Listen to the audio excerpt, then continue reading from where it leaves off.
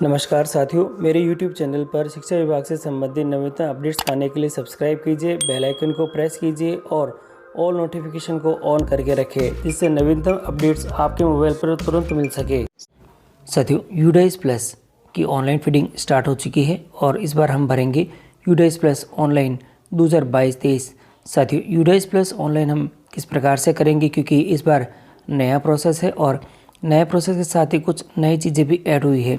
तो UDISE plus के all DCF, जिसके अंदर इस बार प्रोफाइल और फैसिलिटीज़ है, टीचर मॉड्यूल है, स्टूडेंट डिटेल है, यानी कुल 15 सेक्शन है और भाग 1.1 से 2.27 तक है। तो साथियों, ये जो कंप्लीट सेक्शन है और भाग है, इनकी जो स्टेप बाय स्टेप प्रोसेस हम किस प्रकार से करेंगे, यानी ऑनलाइन किस प्रकार से करेंगे, इसकी पूरी जानकारी आपको आज के इस वीडियो के अंदर मिलने वाली है। तो आप वीडियो को शुरू से अंत तक जरूर देखें और यदि चैनल पर नए हैं तो चैनल को सब्सक्राइब करके रखें, जिससे इस प्रकार के अपडेट आपको सबसे पहले प्राप्त होते रहे। तो साथियों, शुरू करते हैं आज के वीडियो। मैं हूं आपका होस्ट SM सोनी और आप देख रहे हैं मेरा चैनल सामा टेक्निकल सोनी। और चलते सीधे ही यूडाइस प्लस के ऑफिशियल वेबसाइट के ऊपर। साथियों, सबसे पहले आपको गूगल पर टाइप करना है यूडाइस प्लस। देखिए, मैंने ऊपर गूगल पर टाइप कर दिया है और टाइप करने के साथ ही यहाँ जैसे आपने टाइप करा है तो इसकी जो ऑफिशियल वेबसाइट है ये आपके सामने नज़र आ जाएगी। और यहाँ आपको जो ये आपके दिखाई दे रहा है बिल्कुल ब्लू कलर के अंदर यूडाइस प्लस, इसी के ऊपर आपको क्लिक करना होगा। मैं इसके ऊपर क्लिक कर देता हूँ और क्लिक करते ही ये सीधे ही रीडायरेक्ट करेगा आपको इसके होम पेज के ऊपर, यानी यूडाइस प्लस का जो होम पेज है वहाँ हम सीधे ही रीडायरेक्ट हो जाएंगे। और यहाँ आने के बाद आपको कुछ चीज़ें यहाँ पे नज़र आएगी। देखिएगा, यहाँ आपको कुछ ऑप्शंस ऊपर की तरफ नज़र आ रहे हैं। देखिए, ये एक लॉगिन का ऑप्शन है और इसी के ऊपर आपको करना होगा क्लिक। मैं इस पर क्लिक करता हूँ और क्लिक करते ही एक छोटा सा मेनू बार खुला है। थोड़ा जूम कर देता हूँ आपके लिए और यहाँ देखिएगा आप, तो यहाँ आपको नज़र आ रहा है दो ऑप्शन। एक तो ऊपर की तरफ है यूडाइस प्लस लॉगिन फॉर जो असेसमेंट ईयर है 2022-23 है, और इसी के साथ ही नीचे की तरफ आपको दे रखा है एक ऑप्शन और है। देखिएगा, ये स्कूल जो डायरेक्टरी मैनेजमेंट है और लॉगिन फॉर स्कूल डायरेक्टरी और यूज़र मैनेजमेंट। और नीचे दे रखा है आपके, अगर आपको पिछला डाटा देखना है जो एकेडमिक ईयर है आपके पास में 2021-22 का, उसके लिए तो डाटा एंट्री आप यहाँ कर देख सकते हैं, रिपोर्ट आप देख सकते हैं। इसी तरह से पिछले सत्रों की भी आप देखना चाहे तो यहाँ पे देख सकते हैं। अभी हमें इस सत्र का करना है, इसलिए ये जो प्रोफाइल और फैसिलिटी दे रखी है इसके ऊपर क्लिक करना होगा। इसी के साथ ही एक मॉड्यूल और है यहाँ पे, टीचर मॉड्यूल। साथियों, सबसे पहले यहाँ पे जो टीचर मॉड्यूल दे रखा है, इस टीचर मॉड्यूल के अंतर्गत विद्यालय में कार्य जो शिक्षक है उनके संदर्भ में जो डिटेल है यहाँ पे अपलोड है, उसको यहाँ में हमें अपडेट करनी पड़ेगी। और ऐसा कोई टीचर है जो कि अभी नहीं है या किसी को ऐड करना है तो वो भी हम कर सकेंगे साथियों। और ये जो दोनों ही मॉड्यूल हमारे दे रखे हैं, इन दोनों ही मॉड्यूलों के बारे में मैं आपको बताऊँगा। और पहले मैं आपको जो प्रोफाइल और फैसिलिटी दे रखी है इसके ऊपर यहाँ पे क्लिक कर दूंगा। और जैसे इसके ऊपर हम लोग क्लिक कर दें तो ये सीधे ही रीडायरेक्ट करेगा और ये इसके लॉगिन के पेज के ऊपर देखिएगा, यहाँ हम आ चुके हैं और ये अब लॉगिन का पेज दिखाई दे रहा है। यहाँ आपको लॉगिन करने के लिए क्या करना होगा, आपका यूडाइस कोड जो विद्यालय का है यूडाइस आपको फीड करना है, आपका पासवर्ड आपको यहाँ लिखना है और इस प्रकार का कोई एंटर कैप्चा दे रखा होगा वो यहाँ लिखना है और लॉगिन करना है। अगर आप यहाँ पासवर्ड भूल चुके हैं तो पासवर्ड भूलने के लिए आप, यानी पासवर्ड वापस बैक प्राप्त करने के लिए ये फॉरगेट पासवर्ड का ऑप्शन दे रखा है। इस फॉरगेट पासवर्ड के ऑप्शन की सहायता से आप पासवर्ड प्राप्त कर सकते हैं। मैं एक बार आपको दिखा देता हूँ, इसके ऊपर भी क्लिक करके देखिएगा, यहाँ ऑप्शन आ चुका है। आपको यहाँ पे सबसे पहले जो आपकी यूज़र ID है ये लिखनी है, रजिस्टर्ड मोबाइल नंबर जो कि संस्था प्रदान का है, और आप जो प्रत्येक बार जो फीड करते समय आप उसको OTP से वेरीफाई करते समय जो करते हैं वह करना है। और यहाँ एंटर कैप्चा लिखना है और सबमिट कर देना है। तो जो आपके नए पासवर्ड है वह आपके विद्यालय के रजिस्टर्ड जो ईमेल ID है और संस्था प्रदान का जो आपके मोबाइल नंबर है उसके ऊपर वो आ जाएंगे, वहाँ से आप इसको लॉगिन कर देना। मैं बैक आ जाता हूँ और बैक आने के बाद यहाँ पे वांछित सूचनाएं भर के इसको मैं लॉगिन कर देता हूँ।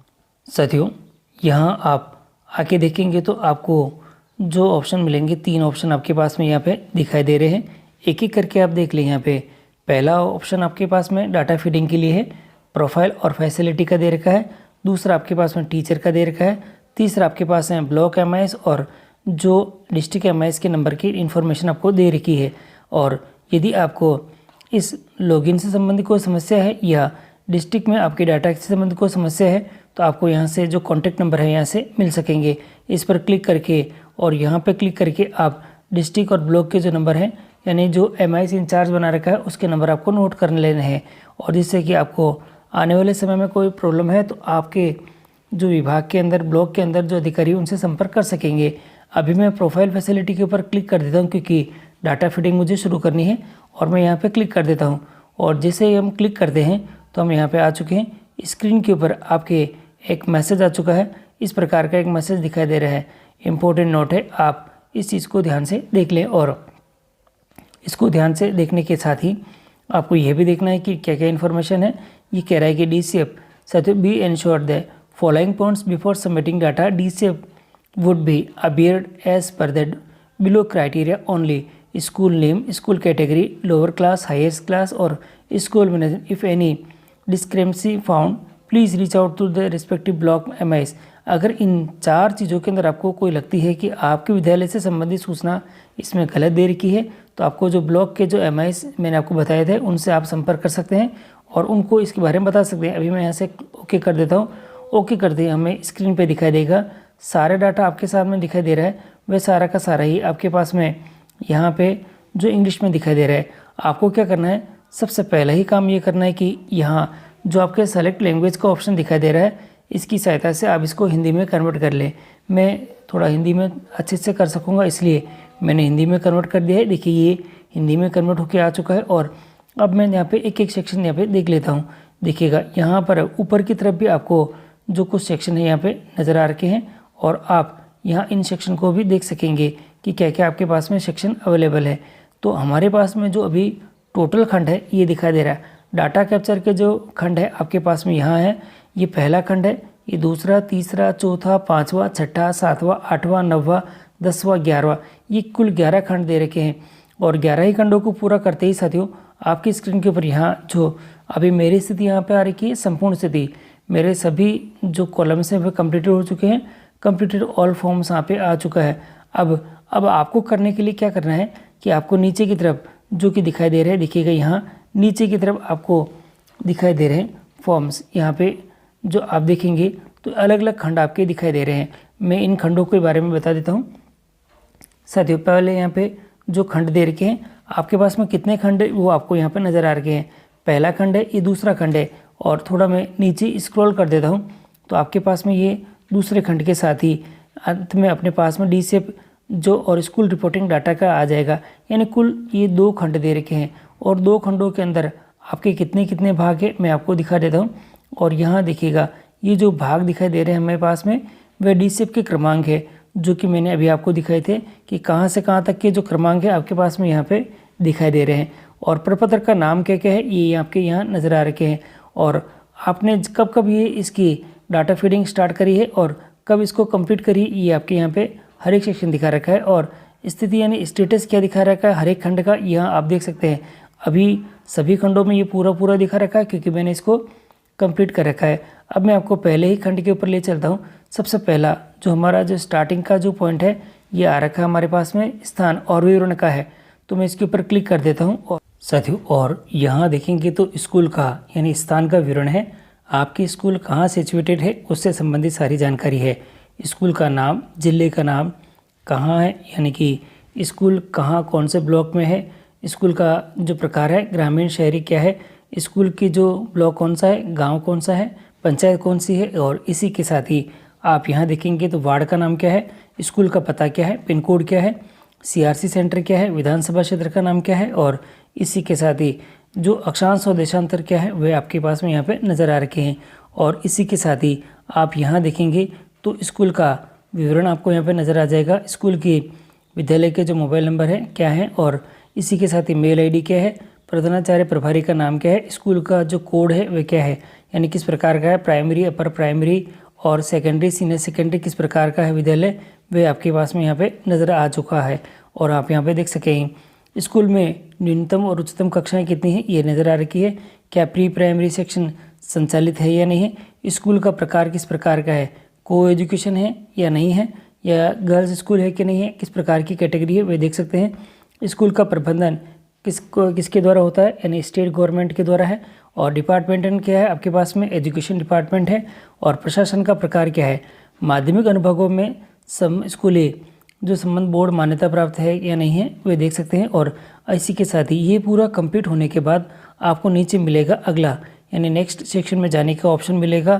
तो यहाँ से आप इसको नेक्स्ट करके नेक्स्ट जा सकते हैं। मैं इसको ओके कर देता हूँ और जैसे इसके ऊपर क्लिक करते हैं तो हम इसके नेक्स्ट सेक्शन में आ चुके हैं। और अब ये दूसरा इसका खंड आ चुका है, 1.18 से 1.38 तक का है। मूल विवरण इसमें देना है श्रेणी के संबंध में। सबसे पहले जो प्रतिवादी है, यानी कि इस फॉर्म को भरने वाला कौन है, वे आपको यहाँ पे फीड कर देना है। जो प्रतिवादी का प्रकार क्या है सेलेक्ट कर सकते हैं। नाम और मोबाइल नंबर आपको लिख देना है। स्कूल का स्थापना वर्ष लिखना है। मान्यता मिलने का जो वर्ष है क्या है, यानी आपको कब मान्यता मिली है। अगर गैर सरकारी विद्यालय है तो यहाँ पे लिखने हैं, निजी विद्यालय है तो यहाँ लिखने हैं। स्कूल का उन्नयन का वर्ष कौन सा है, यानी प्राथमिक से उच्च प्राथमिक में कब हुई है वो आपको यहाँ पे मेंशन कर देना है। क्या स्कूल विशेष आवश्यकता वाले CWSN के लिए एक विशेष स्कूल है या नहीं है, आपको मेंशन करना है। क्या एक शिफ्ट में चलती है या नहीं है। क्या स्कूल समय के साथ समय के बाद स्कूल में कोई कौशल प्रशिक्षण केंद्र चलता है या नहीं, आपको यहाँ पे येस या नो में टिक करना है। क्या ये आवासीय स्कूल है या नहीं, ये रेजिडेंशियल नॉन रेजिडेंशियल, तो आपको यहाँ पे सिलेक्ट कर लेना है। इसी के साथ बोर्डिंग की स्थिति भी आपको यहाँ पे देख लेनी है। ये कुछ स्कूल के संबंध में इन्फॉर्मेशन है। क्या अल्पसंख्यक यानी 1.26 के अंदर देखेंगे तो यहाँ दिखाई देगा आपके पास में, क्या अल्पसंख्यक समुदाय द्वारा संचालित है या नहीं, हाँ या ना में दिखाना है। क्या अधिकांश छात्रों को प्राथमिक स्तर पर मातृभाषा में पढ़ाया जाता है या नहीं, आपको यहाँ पे टिक कर देना है येस या नो में। और स्कूल में पढ़ाने का माध्यम यानी किसी विशेष माध्यम में पढ़ाए जाने वाले छात्रों की संख्या के अनुसार घटते क्रम के में माध्यमों को यहाँ पे फीड करना है, या एक से अधिक भी कर सकते हैं। जिससे हमारे हिंदी इंग्लिश और उर्दू चल रही है तो आपके पास में यहाँ पे इसको मेंशन कर सकते हैं। इसी के साथ ही यहाँ आप देखेंगे अब अगला जो आ रहा है हमारे पास में 1.29 दिखाई दे रहा है। इसमें विषय के रूप में पढ़ाई गई भाषा 3 भाषाओं का चयन करना है। कौन कौन सी भाषा किस किस बच्चों को पढ़ाई जाती है और कितने बच्चे से, यानी इस जो बच्चे हैं यहाँ पे दिखाई दे रहे हैं तो आपको यहाँ पे थोड़ा सा मेंशन कर लेना है। साथियों इसी के साथ ही विषय के रूप में पढ़ाई गई भाषा 3 भाषाओं का चयन करना है। हिंदी इंग्लिश और उर्दू मैंने सेलेक्ट कर ली है। कौन कौन से बच्चे और कौन कौन सी कक्षाओं के बच्चे हैं और कितने कितने बच्चे इससे अध्ययन कर रहे हैं वो आपको यहाँ पे मेंशन कर देना है। क्या स्कूल प्राथमिक स्तर पर कोई जो पूर्व व्यावसायिक पाठ्यक्रम चलता है या नहीं, हाँ या ना में करना है। नज़दीकी जो विद्यालय है उनकी दूरियाँ आपको यहाँ पे मेंशन करनी है। प्राथमिक के लिए अलग से करनी है, जो उच्च प्राथमिक के लिए यहाँ पे करनी है। प्राथमिक, उच्च प्राथमिक, माध्यमिक और उच्च माध्यमिक उनकी जो दूरी है आप यहाँ पे सच्ची अच्छी तरह से यहाँ पे फिट कर सकते हैं। और यहाँ पे आगे देखें क्या स्कूल तक सभी मौसम में पहुँचने योग्य सड़क उपलब्ध है या नहीं, आपको यस या नो करना है। और इसी के साथ ही जो हमारे जो दिनों की संख्या है आपके पास में यहाँ पे इसको फिट कर सकते हैं कि कितने दिनों के अंदर आपके पिछले सत्र विद्यालय चला था। और इसी के साथ ही यहाँ सत्र देख लो 2021-22 का यहाँ पे मेंशन कर रखा है। और बच्चों के लिए औसत स्कूल जो समय दे रखा है, बच्चों के लिए ठहरने के दिन समय कितना है वह आपको यहाँ पे कर देना है। और अध्यापकों के लिए यहाँ पे जो 5 मिनट या 10 मिनट का ज़्यादा समय है वो आपको यहाँ पे मेंशन कर देना है। क्या स्कूल में CC लागू है या नहीं, प्राथमिक में है या नहीं, और है तो आकलनों की संख्या आपको लिखनी है कि कितने आकलन हुए हैं, जैसे कि यहाँ पे दिखाई दे रहा है और यहाँ पे मैंने भर रखे हैं। और इसी के साथ ही CC ग्रेड लागू होने अगर है तो उसके बारे में आपको करना है कि क्या छात्रों के संचय रिकॉर्ड रखा जाता है या नहीं है। और इसी के साथ ही मूल्यांकन आइटम कितने प्रकार के तैयार किए गए हैं तो आपको यहाँ पे करना है। शैक्षिक सत्र कब शुरू हुआ है आपको यहाँ पे कर देना है। और ये करने के बाद नीचे आपको जमा और अगला यानी सेव और नेक्स्ट का जो ऑप्शन है वहाँ से सेव और नेक्स्ट कर लेने हैं। इसके बाद हम अगले सेक्शन में आ चुके हैं 1.39 से 1.51 में है और इसमें है MOI और अन्य विवरण है।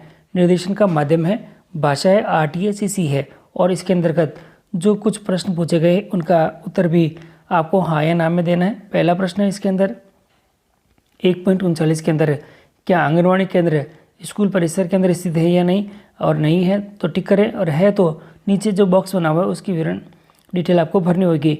क्या बाल वाटिका सह स्थित यानी कोलेटेड आंगनवाड़ी स्कूल प्रारंभ की जा रही है तो आपको यहाँ पे यस नो में टिक कर देना है। क्या कोई स्कूल से बाहर आने वाले बच्चे स्कूल में नामांकित है तो और विशेष प्रशिक्षण भी ले रहे हैं या नहीं, इसके बारे में बताना है। यदि हाँ तो विशेष प्रशिक्षण का ब्यौरा भी आपको देना होगा और डिटेल आपको नीचे फिल करनी होगी। वर्तमान में उपचारात्मक शिक्षण यानी 1.42 के अंदर वर्तमान में उपचारात्मक शिक्षण विद्यार्थियों की संख्या आपको यहाँ पे फिल करनी है और बच्चों की डिटेल आपको यहाँ पे बतानी होगी। इसी प्रकार आपके पास में यहाँ पे जो दे रखी है यहाँ पे आगे कि सुधार, शिक्षा में सुधार वृद्धि के लिए कक्षाओं में भाग लेने वाले लर्निंग एनहेंसमेंट के लिए कितने छात्र भाग ले रहे हैं वे बताने हैं। और यहाँ दे रखा है गत शिक्षा सत्र 2021 के अंदर साथियों सत्र थोड़ा ध्यान रखिएगा, 20-21 के दौरान स्कूल में के दौरों की संख्या आपको भरनी है। CRC ने कितने की है, शैक्षिक निरीक्षणों ने कितने किए हैं और खंड स्तरीय BRC और BO द्वारा जो किए गए कितने हैं, जिला स्तर पर अधिकारियों द्वारा कितने हैं, आपको यहाँ पे मेंशन कर देना है। इसी के साथ ही आप अगला देखेंगे यहाँ पे तो आपको दिखाई देगा नेक्स्ट सेक्शन है हमारे पास में 1.45 और यहाँ दे रखा है क्या RT मापदंडों के अनुसार स्कूल प्रबंधन समिति SMC का गठन किया गया है, हाँ या ना में करना है। और इसी के साथ ही अगर नहीं है तो डिटेल आपको यहाँ पे आगे फिल कर देनी है। और दे रखा है हाँ तो इसके साथ ही यहाँ पे डिटेल में बता रखा है कि कितनी SMC बैठकों की संख्या हुई है, SDMC बैठकों की संख्या हुई है। सत्र दे रखा है 2021-22 के लिए वे फिल कर देनी है। क्या SMC SDMC ने स्कूल विकास योजना बनाई है तो कब बनाई है, वर्ष का उल्लेख आपको करना है। क्या स्कूल निर्माण समिति स्कूल बिल्डिंग कमेटी का गठन किया गया है, हाँ या ना में करना है। स्कूल में अकादमिक स्कूल समिति का गठन किया गया है या नहीं, हाँ या ना में टिक करना है। क्या स्कूल ने अपने अभिभावक अध्यापक PTA का गठन किया है या नहीं, हाँ या ना में करना है। क्या पिछले शैक्षिक वर्ष 2021-22 के दौरान आयोजित PTA बैठकों की संख्या कितनी है, हाँ या ना में आपको और डिटेल में यहाँ पे फिल करनी है। क्या सार्वजनिक जो वित्तीय प्रबंधन प्रणाली PMF के अंतर्गत पंजीकृत है या नहीं, यहाँ टिक करना है। क्या स्कूल में बहुकक्षा कक्ष है या नहीं, आपको यहाँ पे फीड कर देना है। आगे दे रखा है यदि हाँ तो बहुकक्षा कक्ष है तो कौन कौन से बच्चे एक ही क्लास के अंदर यानी एक ही कक्षा के अंदर 2 क्लास से ज़्यादा बच्चे पढ़ते हैं या एक से ज़्यादा क्लास के बच्चे पढ़ते हैं, तो आपको मेंशन कर देना, मैंने मेंशन कर रखा है। और इसी के साथ ही आगे दे रखा है क्या स्कूल किसी स्कूल परिसर या कॉम्प्लेक्स का भाग है या नहीं, आपको टिक करना है। क्या स्कूल किसी परिसर के लिए एक हब स्कूल है या नहीं, हाँ या ना में टिक करना है। और नीचे दे रखा है क्या स्कूल ने एक भारत श्रेष्ठ भारत के तहत कोई गतिविधि शुरू की है या नहीं, तो की है तो हाँ करे, नहीं है तो ना करे। और आप नेक्स्ट और सेव और नेक्स्ट करके इसको आगे बढ़ सकते हैं। हम आगे कर देते हैं और आगे करने के साथ ही हम इसके अगले भाग में आ चुके हैं 1.52 में मुक्त जो पाठ्य पुस्तकों शिक्षण जो कि शिक्षण और शिक्षण सामग्री TLM प्ले सामग्री वर्तमान शिक्षा सत्र 2022-23 के लिए है। तो ऊपर थोड़ा ध्यान से देख ले, इसमें ग्रेड पूरक सामग्री पिछले शैक्षणिक सत्र के लिए है जो कि 2021-22 की उपलब्धता है, तो थोड़ा ध्यान से देखें। और यहाँ पे जो फीडिंग करनी है आपके पास में यहाँ आ रखा है क्या निःशुल्क पाठ्य पुस्तकों का एक सेट प्राप्त हुआ है या नहीं, तो आपको यहाँ पे यस या नो में बताना है। तो हाँ ना प्राथमिक के लिए अलग बताना है साथियों और उच्च प्राथमिक के लिए अलग है। देखिए ये प्राथमिक है और ये उच्च प्राथमिक है, जैसे नोट कर सकते हैं। वर्तमान शिक्षा सत्र 2021-22 में पाठ्य पुस्तकें कब प्राप्त हुई, आपको महीना लिख देना है। क्या प्रत्येक ग्रेड के लिए TLM उपलब्ध है या नहीं, आपको हाँ या ना में करना है। हाँ तो जो मुख्य TLM प्रदान करने वाले बच्चों की संख्या कितनी है, कितने बच्चों के साथ आप TLM का प्रयोग कर रहे हैं, ये बताना है। गणित के लिए भी इसी प्रकार बताना है। क्या स्कूल को शैक्षिक सत्र 2020-21 में श्रेणी में सप्लीमेंट्री सामग्री प्राप्त हुई है तो ठीक, नहीं तो नहीं कर सकते हैं आप यहाँ पे। और है तो आपको डिटेल यहाँ पे फीड करनी होगी। पुस्तक स्कूल के पुस्तकालय में पुस्तकों की संख्या कितनी है, आपको यहाँ पे मेंशन कर देनी है।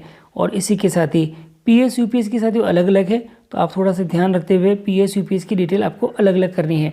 और इसी के साथ ही उस कक्षा के बच्चों द्वारा पुस्तकालय की पुस्तकों को उधार देने पढ़ने की संख्या आपको रजिस्टर के अनुसार देखते हुए फीड करनी है, कितने बच्चों को अपनी ये बुक्स है ये इशू करी है। आगे दे रखा है दिए गए वर्ष में अपने बच्चे द्वारा प्राप्त किए जाने वाले सीखने के परिणामों के बारे में स्कूल द्वारा माता पिता के संचार की संख्या क्या है, ये भरनी है। और क्या माता पिता स्वयंसेवक सक्रिय रूप से जो कार्यात्मक साक्षरता और संख्यात्मक प्राप्त करने के लिए स्कूल का समर्थन करने में शामिल है या नहीं, आपको फील कर देना। आगे दे रखा है क्या स्कूल ने सहकर्मी सीखने की शुरुआत की है, तो यहाँ हाँ या ना कर देना है। क्या प्रत्येक ग्रेड के लिए खेल सामग्री खेल उपकरण उपलब्ध है या नहीं, ये करने हैं। और इसी के साथ ही क्या विद्यालय ने विद्यार्थियों को निःशुल्क गणवेश प्राप्त किए है या नहीं, आपको यहाँ करना है। और अगर करा है तो कौन से महीने में आपको प्राप्त हुई, आपको यहाँ पे मेंशन करनी होगी। तो ये डिटेल आपको फिल करने के बाद में नीचे दे रखा है सेव और नेक्स्ट। इससे हम इसको सेव और नेक्स्ट कर लेते हैं। सेव और नेक्स्ट करने के साथ ही हम अगले सेक्शन में आ चुके हैं। और ऊपर आप डिटेल भरने से पहले आप थोड़ा ध्यान से देख ले कि किस प्रकार के सत्र की डिटेल आपसे मांगी गई है। तो यहाँ देखिएगा, सबसे पहले हमें जो देखना है 22-23 के लिए यहाँ पे, और वर्तमान शैक्षणिक सत्र के बारे में यहाँ पे डिटेल है। तो यहाँ पहला क्वेश्चन पूछा गया है, क्या सृजित जो सीखने के परिणाम आधारित मूल्यांकन मदों की संख्या कितनी है? तो आपको यहाँ पे फिल कर देनी है। और गत शैक्षणिक सत्र में बनाए गए मापदंड जो कि संदर्भित मदों की संख्या वह कितनी थी, वह फिल करनी है। अगला दे रखा है 53 यानी 1.53.3 का है। क्या इस स्कूल ने साथियों इस स्कूल के शिक्षकों ने शिक्षण और सीखने के लिए जो सहायक उपकरण या कोई जो TLM बनाए हैं या नहीं? तो आपको यहाँ पे मेंशन कर देना है हाँ या ना में। प्रत्येक कक्षा वार ध्यान रखिएगा, प्रत्येक कक्षा के अनुसार ऊपर से है तो थोड़ा ध्यान रखिए। और इसी के साथ ही क्या स्कूल सक्रिय रूप से शैक्षिक संवर्धन करते हुए, जैसे कि परियोजना, समूह कार्य, पोर्टफोलियो, आभासी प्रयोगशालाएं, ये सभी दे रखी है, क्या इनके अंदर कार्य करता है? तो हाँ या ना में टिक कर दें। क्या सीखने के परिणामों के पहचान किए गए हार्ड स्पॉट की कुल संख्या कितनी है, ये लिखनी है। साइबर सुरक्षा पर उन्मुखीकरण प्राप्त करने वाले छात्रों की संख्या कितनी है, ये देखें। साथियों मनोसामाजिक पहलुओं पर प्रशिक्षण प्राप्त करने वाले छात्रों की संख्या कितनी, ये भरनी है। और भरने के बाद सेव और नेक्स्ट कर सकते हैं। मैं सेव और नेक्स्ट कर देता हूँ। और इसी के साथ ही हम आ चुके हैं इसके अगले सेक्शन के अंदर। और यहाँ है अब डिटेल है आपके पास में, यहाँ पे देखिएगा डिटेल अब आ चुकी है आपके बी स्कूल सुरक्षा के संदर्भ में है। और जो डिटेल आपसे मांगी गई है हाँ या ना में क्वेश्चनों के रूप में ही है। तो यहाँ दे रखा है, क्या स्कूल आपदा प्रबंधन यानी SDMP विकसित की गई है या नहीं? तो आपके पास में यहाँ यस या नो में ऑप्शन देने हैं आपको। और इसी के साथ ही अगला जो क्वेश्चन आपके पास में है, क्या संरचनात्मक सुरक्षा अंकेक्षण की गई है या नहीं? तो आपको यहाँ पे टिक कर देने हैं और हाँ या ना में बताना है। क्या गैर संरचनात्मक सुरक्षा अंकेक्षण की गई है, हाँ या ना में बताएं। CCTV कैमरा उपलब्ध है या नहीं है? अग्निशमन यंत्र लगा है कि नहीं है? क्या स्कूल सुरक्षा हेतु नोडल शिक्षक है कि नहीं है? क्या छात्र और शिक्षक स्कूल सुरक्षा और आपदा की तैयारी के लिए नियमित प्रशिक्षण लेते हैं या नहीं है? क्या आपदा प्रबंधन को पाठ्यक्रम के रूप में बढ़ाया गया है या नहीं है? क्या स्कूल को लड़कियों के लिए आत्मरक्षा प्रशिक्षण के लिए अनुदान मिला है या नहीं? आपको थोड़ा बताना है। और यदि इसके अंदर दे रखा है 11.91 यदि हाँ है तो प्रशिक्षण प्राप्त करने वाले छात्रों की संख्या का उल्लेख करें, यानी प्रशिक्षित छात्रों की वास्तविक संख्या आपको यहाँ पे फिल करनी है। अगला दे रखा है, क्या स्कूल ने प्रदर्शन बोर्ड पर सुरक्षा दिशा निर्देश लिखे हैं या नहीं है?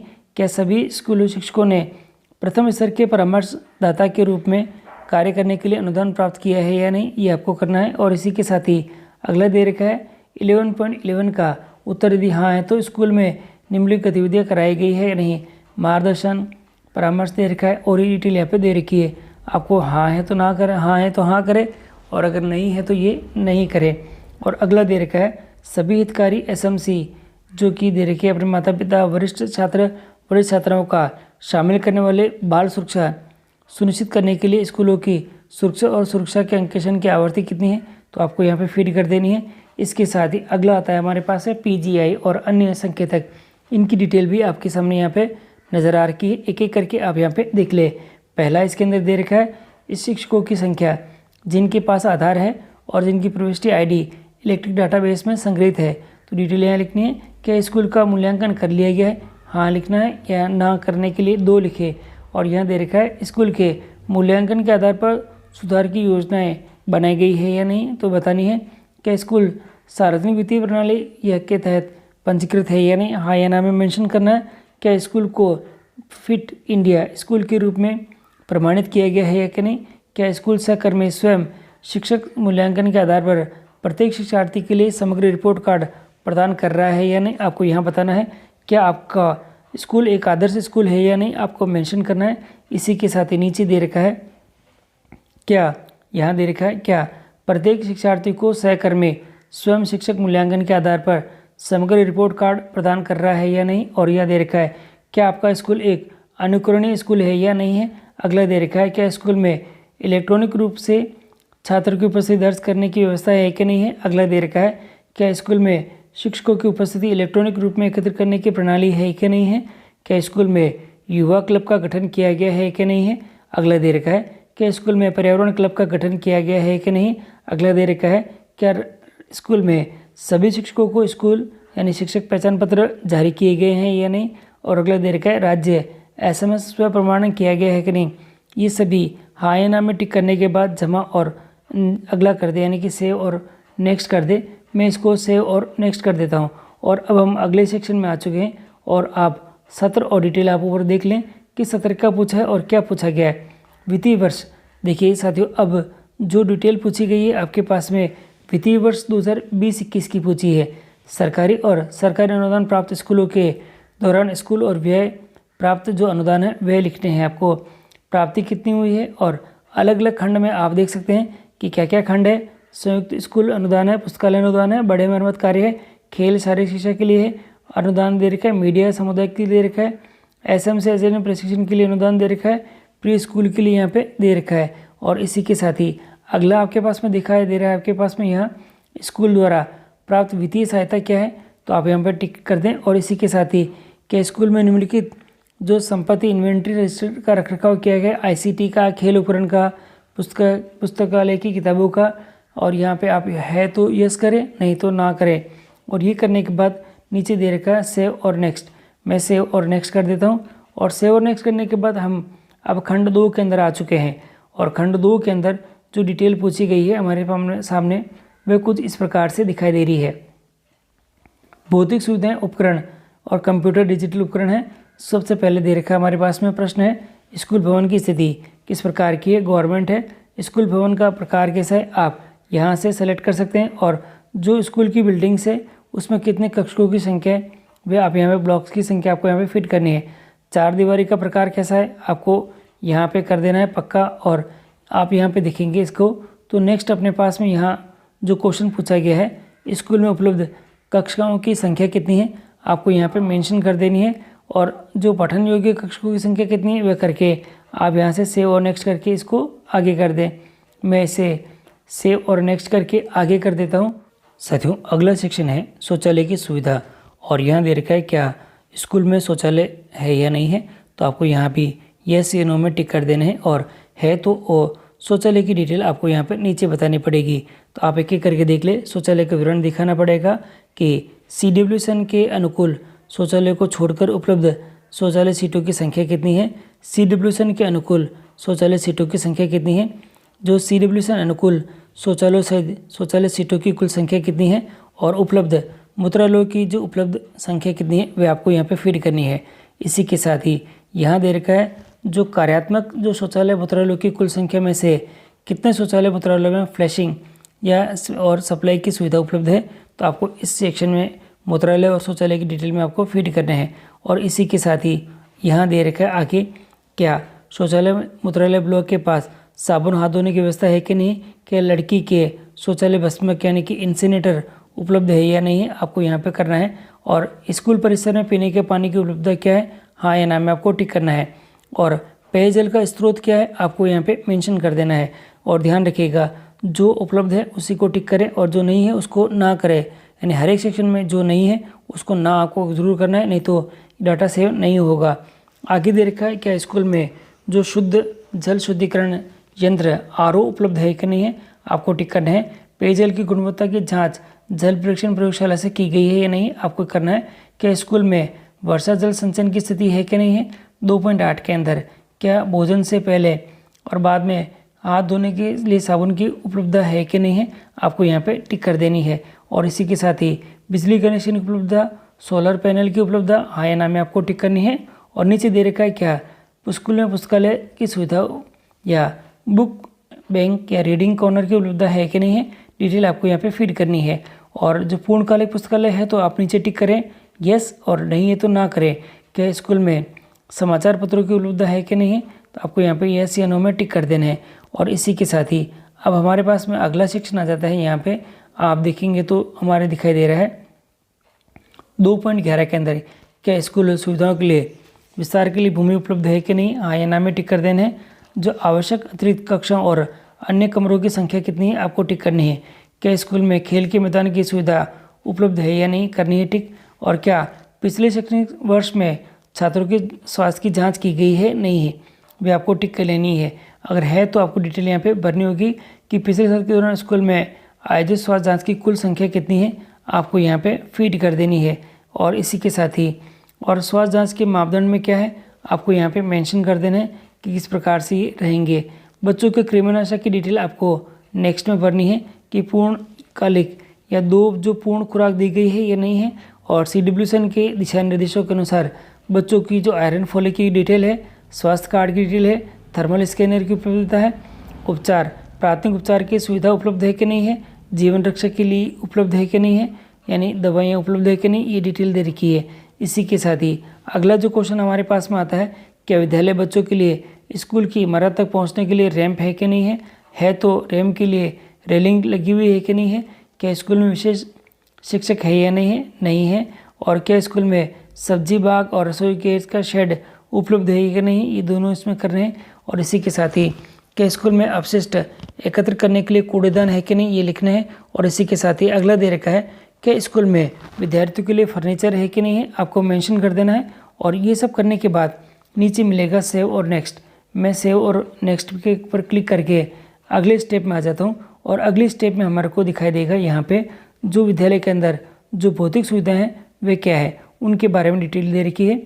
कि सबसे पहले हमारे भौतिक सुविधा में दिखाई दे रहा है, देखिएगा स्कूल जो प्रधान शिक्षक है और प्रधानाचार्य के लिए अलग जो कक्ष है कि नहीं, वह आपको यहाँ पर करना है।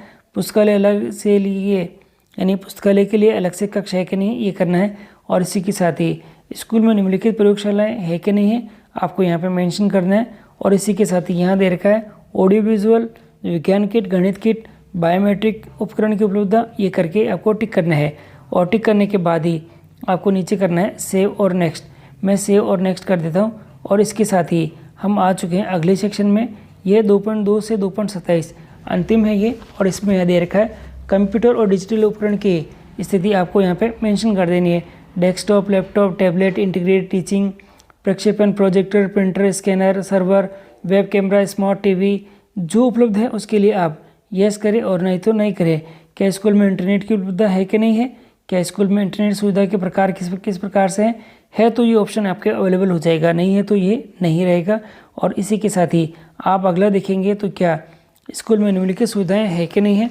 छात्रों के लिए कंप्यूटर लैब, स्कूल की ई सामग्री, डिजिटल सामग्री संसाधनों तक पहुंच, और CWSN के लिए सहायक जो तकनीकी आधारित समाधान है, DTH टीवी चैनलों की तक पहुंच, क्या स्कूल में डिजिटल लाइब्रेरी है कि नहीं है ये, और क्या शिक्षण के लिए ICT आधारित उपकरणों का उपयोग किया जा रहा है या नहीं, ये देखना है। और इसी के साथ ही स्कूल में ICT लैब उपलब्ध है कि नहीं है, आपको यस से नो करना है। और कार्यात्मक है, अगर यस करेंगे तो नीचे डिटेल आपको जो दे रखी है वह फीड करनी है।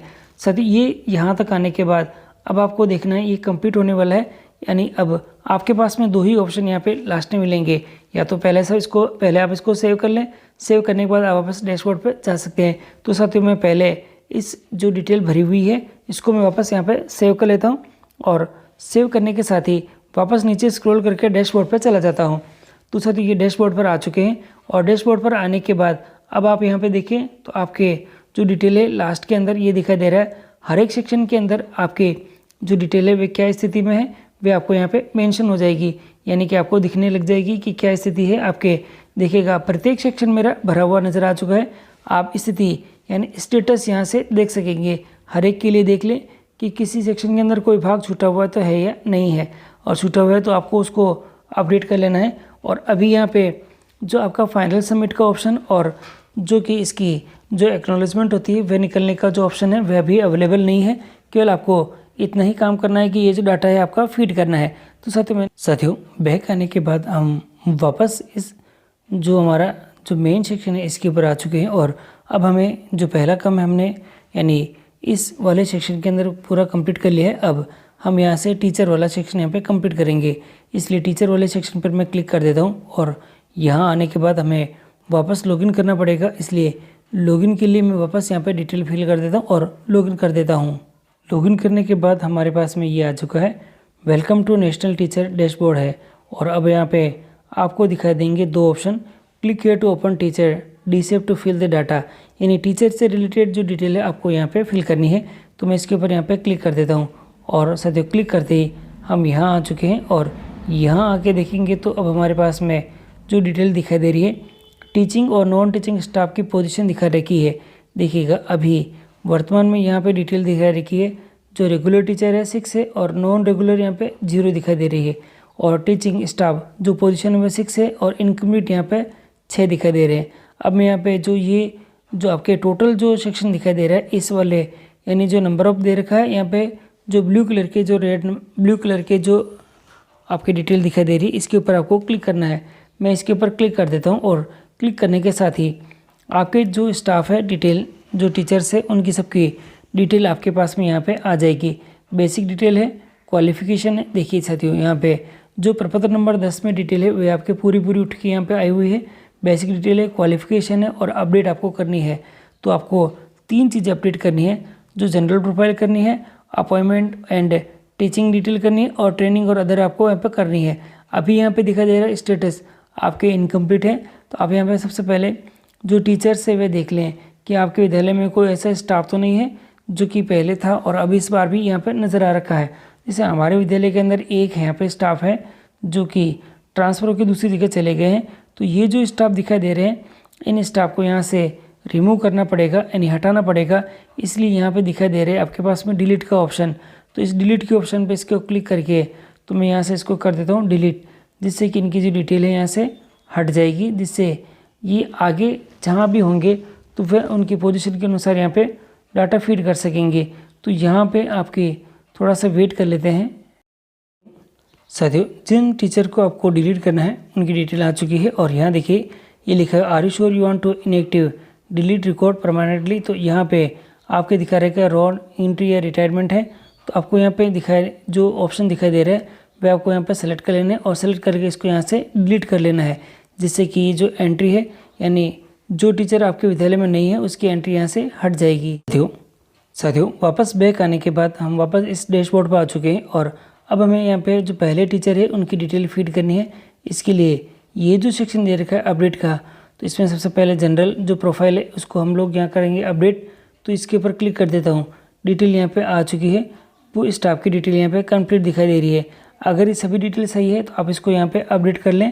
तो साथियों डिटेल आप अपडेट करने के बाद आपके जो टीचर दिखाई दे रहे हैं वह उनकी जो डिटेल है यहाँ पे ग्रीन कलर में यहाँ पे शो हो जाएगी। और देखिए ये अपडेट हो चुकी है, स्टेटस के अंदर कंप्लीट हो चुका है। और अब आपके पास में यहाँ ऑप्शन में भी व्यू और देख सकेंगे, ऊपर भी अपडेट का यहाँ पे ऑप्शन आ चुका है। एक एक करके आपके विद्यालय में जितने भी शिक्षक हैं उनकी डिटेल आप यहाँ पे जो अपडेट कर दें। और साथियों टीचर एंड जो इंस्ट्रक्शनल डिटेल है इंक्लूडिंग हेडमास्टर और हेडमिस्ट्रेस, इनके संदर्भ में जो अपडेट है मैंने सभी कर दिए हैं। और यहाँ स्टेटस के अंदर भी अब कंप्लीटेड लिखा हुआ आ चुका है। और ये सभी करने के बाद में जो यूडाइस के संदर्भ में दोनों जो सेक्शन है वे हमारे पूरे हो चुके हैं। और आप यहाँ पे जो डाउनलोड एक्सेल शीट है वह करने के लिए आपको यहाँ से क्लिक करके वह डाउनलोड एक्सेल शीट कर सकते हैं। अभी मैं स्कूल डेटाबेस पर क्लिक कर दिए कि किस प्रकार से आप जो यूडाइस का डाटा है आप फीड करेंगे।